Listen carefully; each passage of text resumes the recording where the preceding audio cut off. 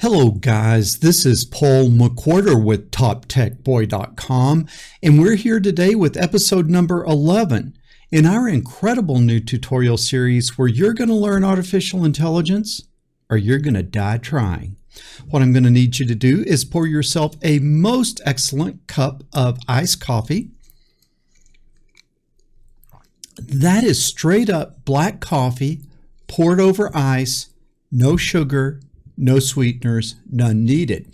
And as you're pouring your coffee, as always, I want to give a shout out to you guys who are helping me out over at Patreon.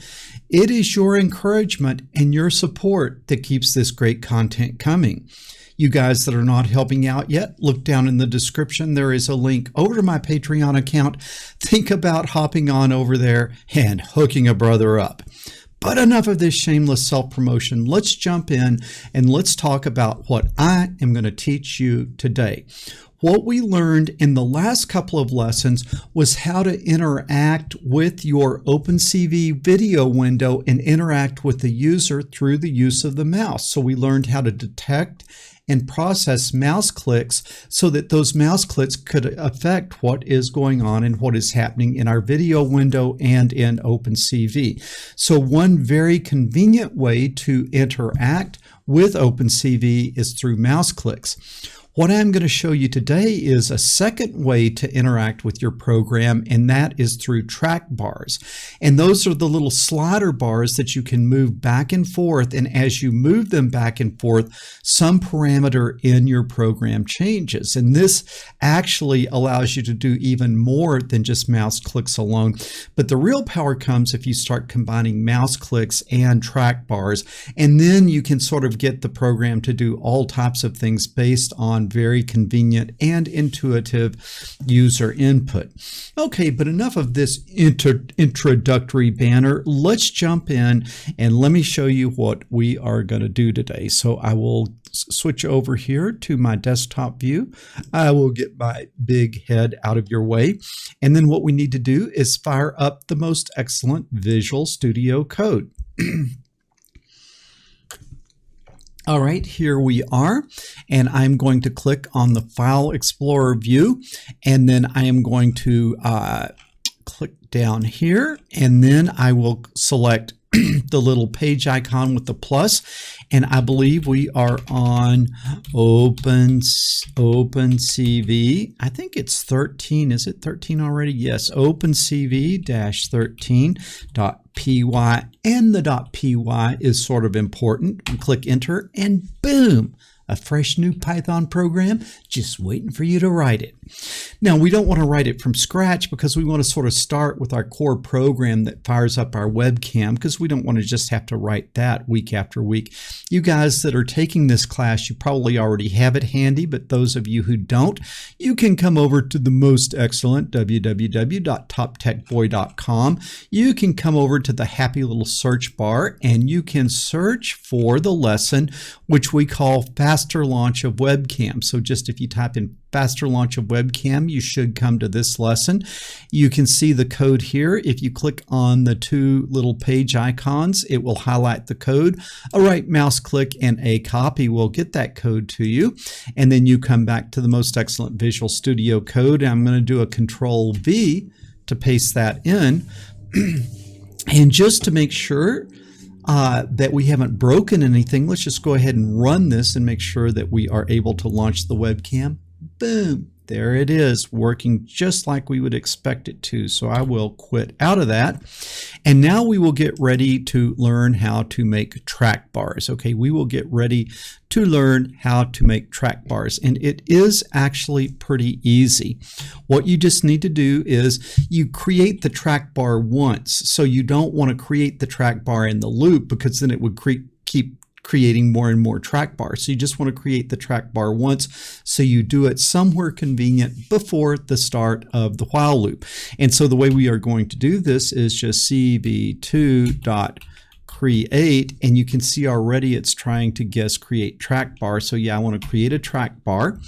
And then what I'm going to have to do is I'm going to have to give it the name of the Trackbar. And so I think I will just call it my, let's see, I think I'll call it X X position, just like we want to get an X position from the track bar. So I'm going to call the track bar X position. And then I need to put it in a window, right? Because these track bars have to go into a window. And so I think I will call the window that it's going to go into my track bars. And now I've got to give it some parameters. And so the first parameter that I need to give it is I need to give it like kind of what value we want the track bars to go to. So it's always going to start at 0, but do I want the track bar to take values from 0 to 10 or 0 to 100 or 0 to 234, whatever that might be. And so I think that I will just go from 0 to 1920. Okay,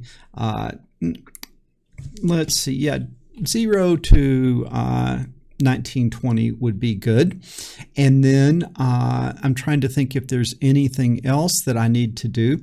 Yes, I do. I need to give it a callback function. So when something happens to a track bar, you need to go to a function, and then you need to process that action on the track bar inside the function. So I think I'll just call it my callback. Okay, I will call it my callback. And that will be the function that's called when somebody monkeys with the track bar. Okay, so that looks pretty good. Now, what problem do I have now? I'm telling it to put the track bar named X position in the window my track bars. But the problem is there is no window my track bars, because the windows you kind of generate down here in the while loop. And so this would probably crash if I just ran it now. Well, it would certainly crash right now for several reasons. But what I need to do is I need to create that window. So I'm just going to say CV2 named window, NAMED, uppercase W for window. And now I need to give my window a name. Well, I want it to be called what? You should know this. My track bars. Okay, then by calling it my track bars, that next command will have a place to put the track bars. Now also, I need to give this window, I'd like to give this, well, first of all, I'm just going to create the window like that. Now I'm going to resize it, because if you don't explicitly set a size, kind of like random things can happen. So I'm going to go ahead and I'm going to resize window. So I'm going to resize that window, and I am going to resize which window? I'm going to resize my track bars like that. And then what size do I want it? Well, this is going to be a width comma height. And so I think that I am going to make this, let's just say 400 wide and 100 high. That's kind of a convenient size for your little track bar window to be, to get several track bars fitting in there. So now I have created the track bar. Now, I don't want it to be behind my main window. I want to move that track bar window over. So I'm going to do a CV2.window, let's see, a CV2.move window.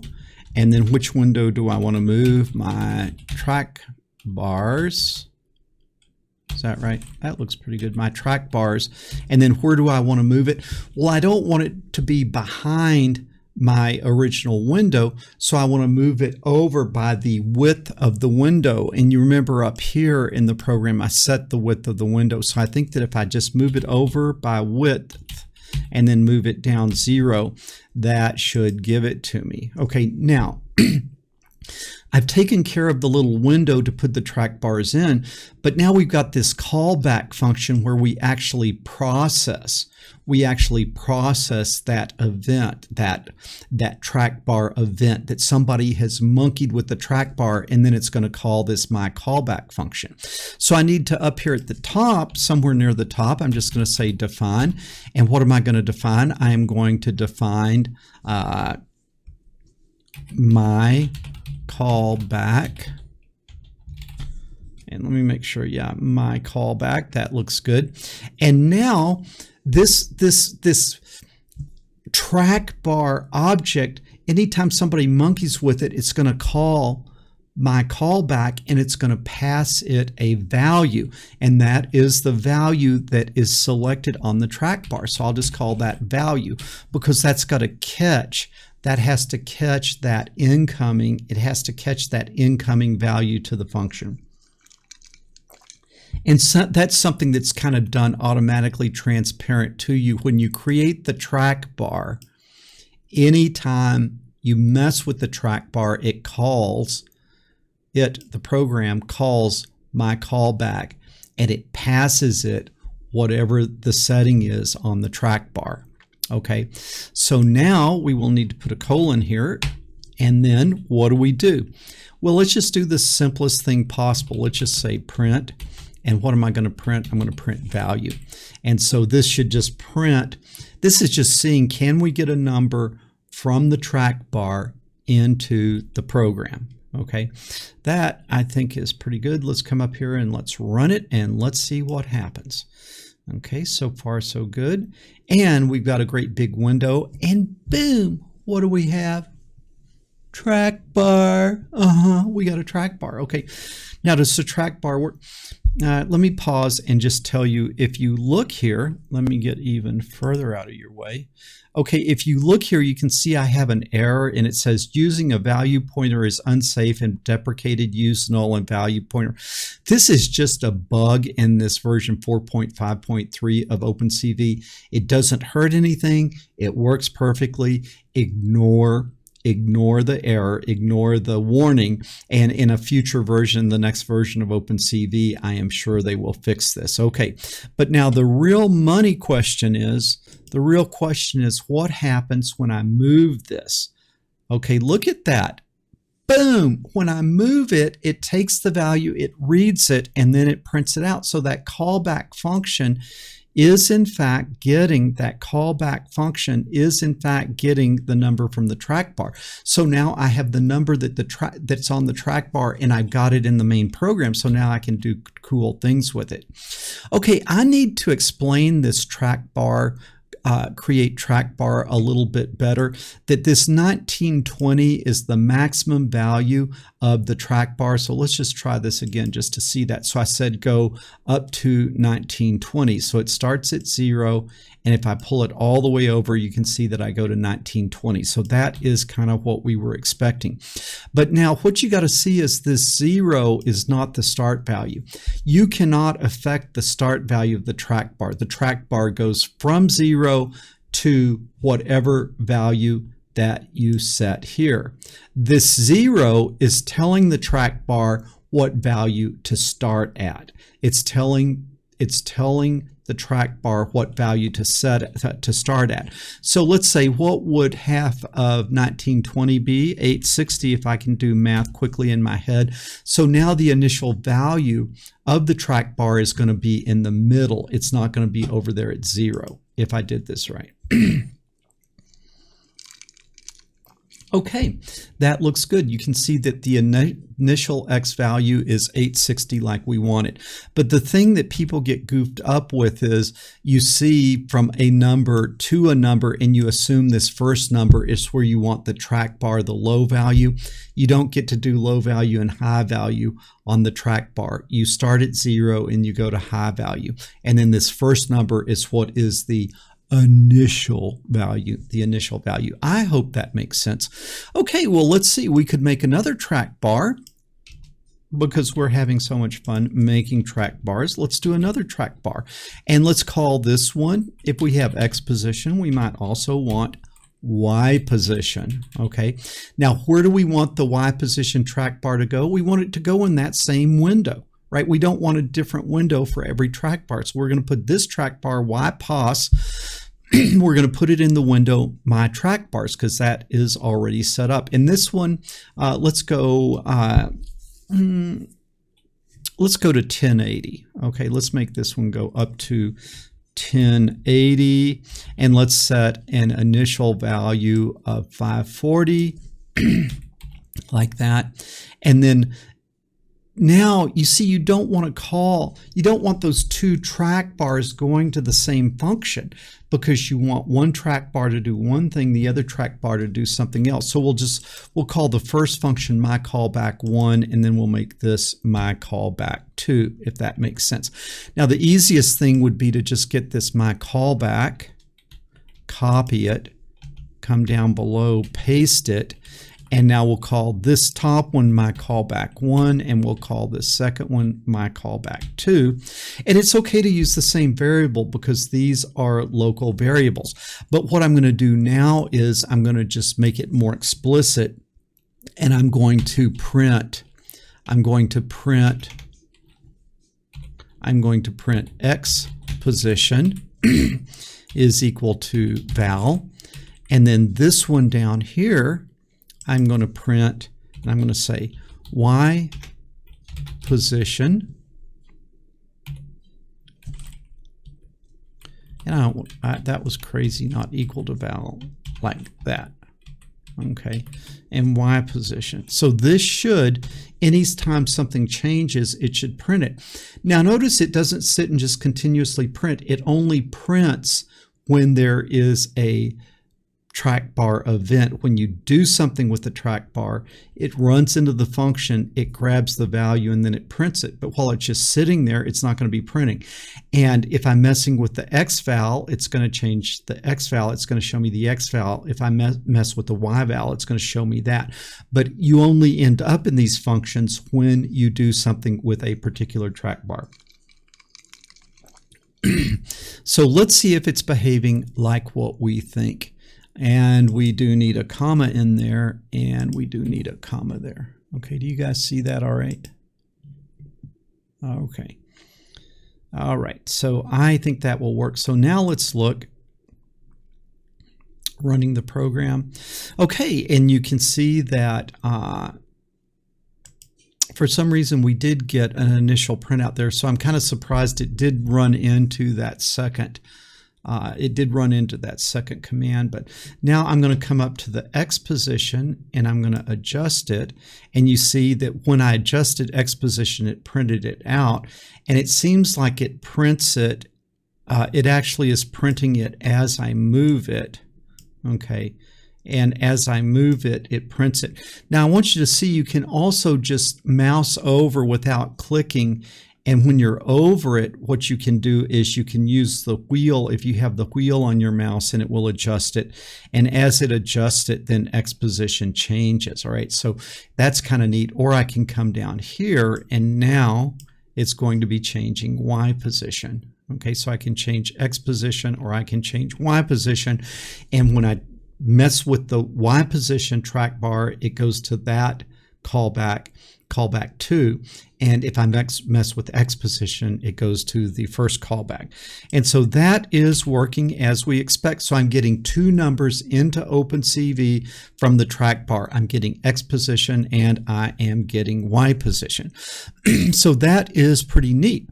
But now the thing is, if I wanted to do something with it, I really probably most of the time don't want to do it in this function, because like if I did something like, let's say I wanted to create a circle at X position, Y position, if I wanted to do that, if I tried to do it up here in the functions, it would be there for one frame, and then it would disappear, and so it would disappear so fast that you would never see it. So where do I want to create the circle? Well, I want to create the circle down here. And so before the IM show, I am going to add a circle to my video, and that circle is going to be at the position X position, Y position. So I'm going to do a cv2.circle. Okay, and then where do I want to put circle? I want to put it on frame, because that's the image that I'm grabbing from the camera. And then where is the center? Well, this needs to be a tuple, so it's got to be inside parentheses, and I'm going to put it at X position, comma, Y position. all right, because that's the numbers I'm going to get from the track bar. And then let's just make it a radius of 25. Let's make it blue. And remember, in OpenCV, the order of the colors are blue, green, red. And so if we want it blue, that would be the first one, 255, 0, 0. Okay, and then we want a thickness of, let's just say 2.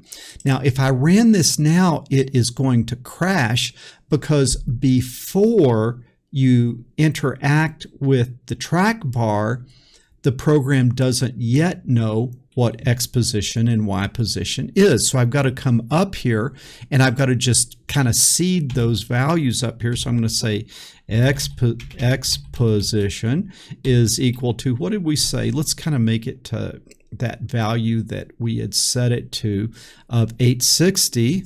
Okay, 860. And then the other value we set it to was 540.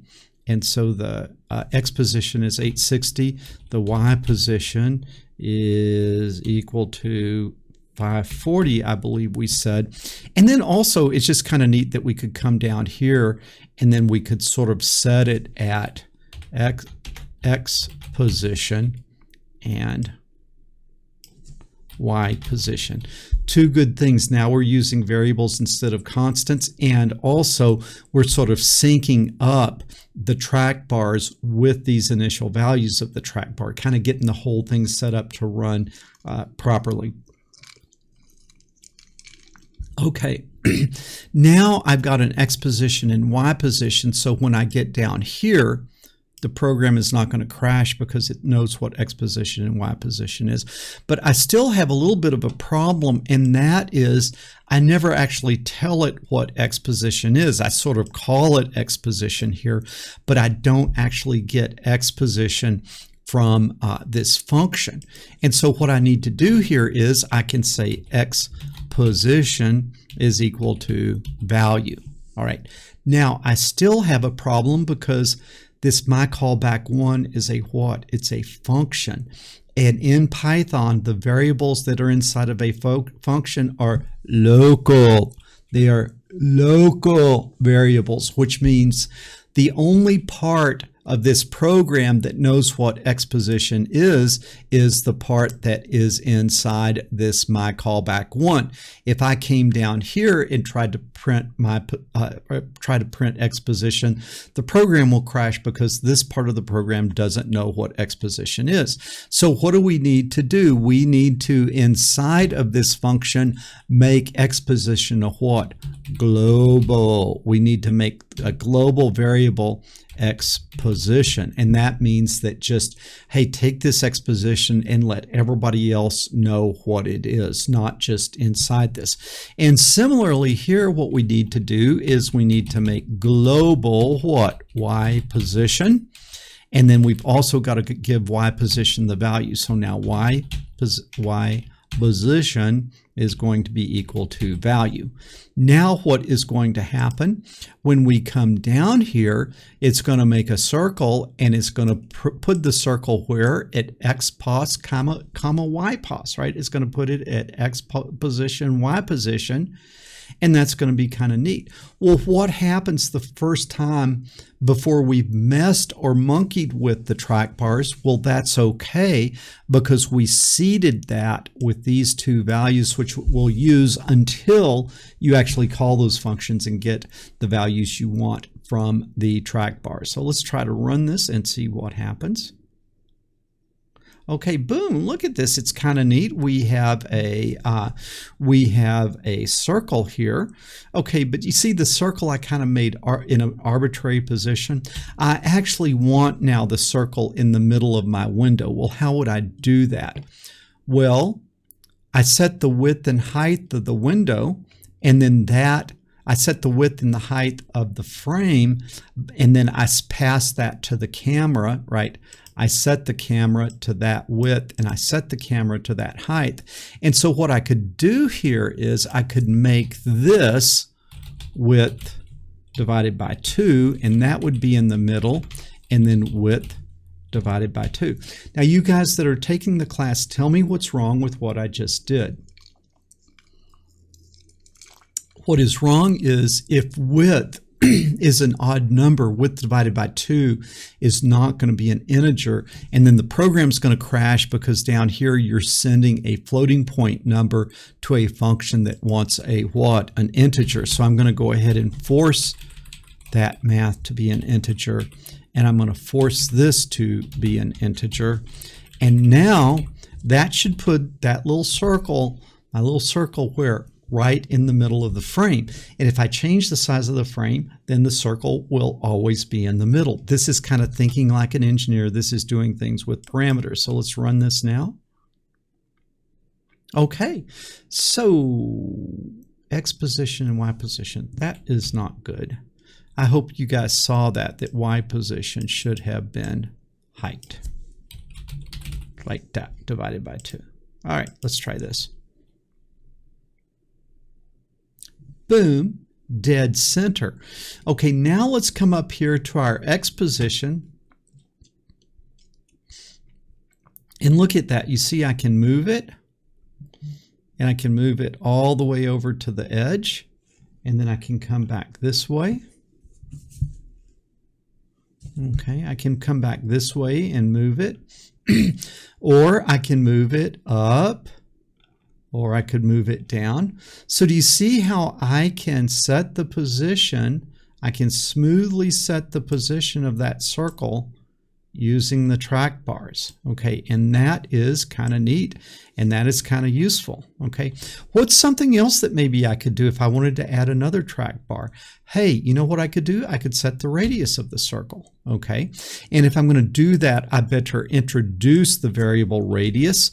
And really, radius, I'm afraid to use that might be a reserved word, so I'm going to say my rad for my radius, and I'm going to set it equal to 25. And then down here where I create the circle, I'm going to make this my radius like that. And now I need to create a new track bar.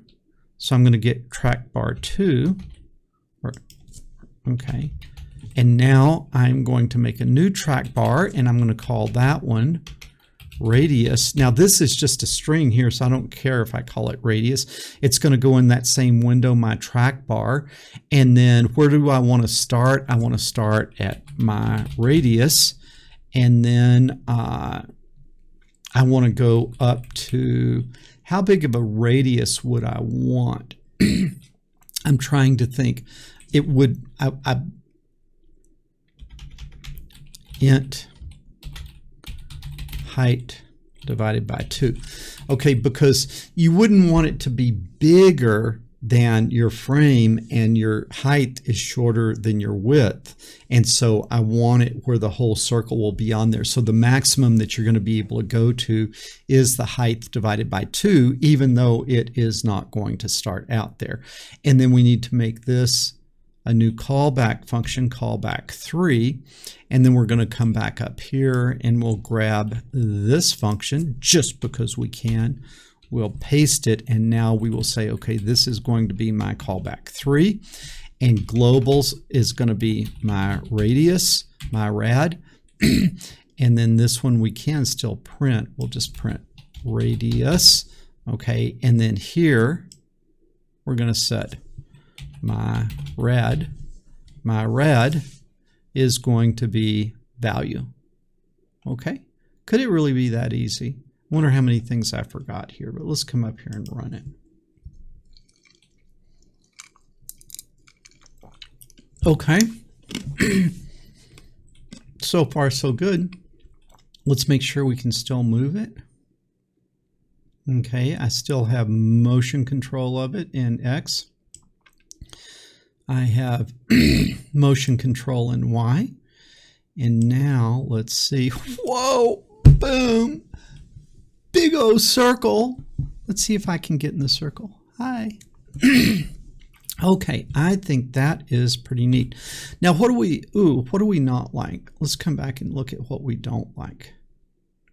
Okay, when I have 3 track bars here, what you can see is this window needs to be a little bit bigger, right? And so that would be where we created the size of the window. Let's go ahead and make it, it was 400 across and then 100 deep. Let's make it 150, and that should fit these 3 track bars. Okay, there it is. Look at that. And so now let's try moving the radius. And then let's go all the way out. And just what we wanted, you see when we go all the way out, we completely fill the frame, okay, because we think like engineers. And so that is pretty neat there. That is pretty neat. I'm trying to think if there's anything else that we might want to do. Is there anything else we might want to do? I guess we could set, let's just do one more just to see that we could do it. We're going to get this track bar, and then we're going to come here, and then this one we are going to make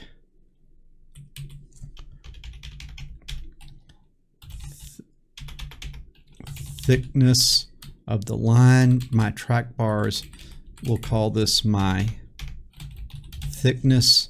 And then the initial value we're just going to make of 1. Okay, the initial value will be 1. And then this is going to be my callback 4. So this is going to set the line thickness of the circle that we are making. So we better come up here and did I change that to 4? Yes. Okay, so now we're going to get this control. We're going to come down and we are going to make this my callback 4, and then this is going to be my thick. I have a terrible problem not remembering what. Okay, my thick. I am going to use the bumpy font. Okay, like that. My thick. And then up here, where was I? We called it my thick, and then my thick is equal to value. And then how far up did we go on my thick? Oh, I'm sorry. My thick, we need to make this like, let's say that, what if we went to 7? Because you don't have like a whole lot of different thicknesses before it starts looking goofy. And then did we set my thick? I don't think so. We'll set my thick equal to 1 to begin with. And then here my thick will be 1. And then here we can change it in my callback 4 with value, which now is a global variable. Okay, so then we would need to, down here, go ahead and make this my thick like that. Okay. I did a lot of fast programming there. Let's see. Okay. Well, it seems like, okay, it seems pretty good. Now let's come up here. And let's see. Okay, that went to a 2, a 1, 2, 3, 4, 5, 6, 7. Okay. So you see we can control that. We can control the radius. We can control the Y position. And we can control the X position. Is that pretty neat? I think that that is pretty darn good. So you could see that you could do all types of different, things. I'm trying to think, if we wanted the circle to be solid, we would need it to be -1. And so let's see. Actually, I think, you know what I'm going to do? You see how it doesn't really see any difference between a 1 and a 0 because 1 is the smallest. So I think what I would come here is I would just put an if statement. I say if my thick equals 0. If my thick is equal 0, make my thick what? Equal -1. And then it'll become solid if I'm thinking about this right. And guys, I always love to use parentheses, even though it's not needed there. Parentheses are the key to forcing order of operations, and a lot of mistakes, like the #1 mistake I see math students make in high school is improper use of parentheses and orders of operation. And so explicitly using parentheses, even when they're not needed, it sort of forces you to consider order of operations, if that makes sense. Kind of got distracted there. Went down a kind of a strange path. Okay, so now let's come up. Okay, look at that. That is looking good. Come all the way up. Now, what happens when we go to 0?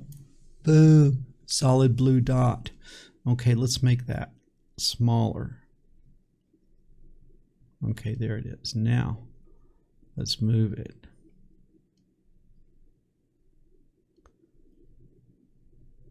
Okay, you see now we got a little dot there. So you can kind of put the dot right over my eye like that. That looks kind of creepy, doesn't it? Okay, I don't like that. Okay, so that is pretty good. You see, to summarize, what we learned today is we learned to create track bars. Then we learned how to process the track bar event using these callback functions. And then we learned how to get the parameter from the callback function back into the main program by making the variable global, a global variable. All right, so as you probably can anticipate, you're going to get a homework assignment, okay? And your homework assignment is to create a track bar where the track bar is going to define how big your image is, okay? How big your image is. I'll give you a hint. You need to use that 16:9 ratio, and so don't try to do, and I'm going to suggest you could do it with a window resize, but I'm going to suggest that you do it with this cam set here. You remember how we did a cam set and we set the cam to a width and a height using cam set? Well, you can change cam set in the middle of the program, right? You can set it to something different. So what I want you to do is I want you to get the cam set values from the track bars. So what's that going to do? As you move the track bar, it's going to get bigger or smaller. Okay, so you're going to have a track bar that defines how big your frame is, right? When I read this frame in, how big does it read in? Well, it reads it the value that you set in cam set. Okay, so I want that to be set with a track bar. And then I want another track bar that will move your whole window, your whole, whatever your IM show is down here, this move window, this my webcam or whatever you named your window, it's going to move it from the left to the right of your screen or up and down. So that with track bars, you're going to control not just how big your frame is, but where your frame is on your screen, okay? And by doing that, you'll get kind of, you'll sort of start showing that you really understand track bars. Now, is this artificial intelligence yet? No, it's not. But for you to really go in and write your own programs, when we get to the artificial intelligence part, you got to understand these fundamentals. You have to have a way. You have to have a way to interact with the user, or you have to have a way for you, the user, to interact with your program. And you do that through mouse clicks and processing mouse events, and you do that through track bars. And so I'm kind of giving you the fundamental skills that will allow you to be successful. So next week we are going to, next week or in the next lesson, I will show you my solution to the homework. And then the next teaching lesson, what I'm going to do is we're going to start thinking about starting to dip our toe into artificial intelligence by seeing if we can track something, start getting ready to track something in a picture. And what we want to do is the simplest thing possible is that we could track on color. And so we're going to start moving in the direction of being able to lock on to an object in our image and then track it. And we'll start by tracking on color because that is the easiest. And then you sort of start doing your first little artificial intelligence function, but it's something that you'll really understand. Okay, does that make sense? I really hope that makes sense. And I hope you guys are having as much fun taking these lessons as I am making them. If you enjoy this lesson, be sure to give us a thumbs up. Make sure to leave a comment down below. How many of you were able to do this homework assignment? If you were able to do it, leave the comment, "I am legend." If you were not able to do it, leave the comment, I fold it up like a cheap Walmart lawn chair. Or just leave a comment that says hello. Every comment that you leave, every thumbs up gives me YouTube juice, and that means more and more people will be exposed to these most excellent lessons that we're putting together. And really, I'm putting these lessons together to impact people. The more people that watch these lessons, the more people I impact, the more motivated I am to make new lessons. Okay, guys, appreciate you sticking with me. Paul McWhorter with TopTechBoy.com. I will talk to you guys later.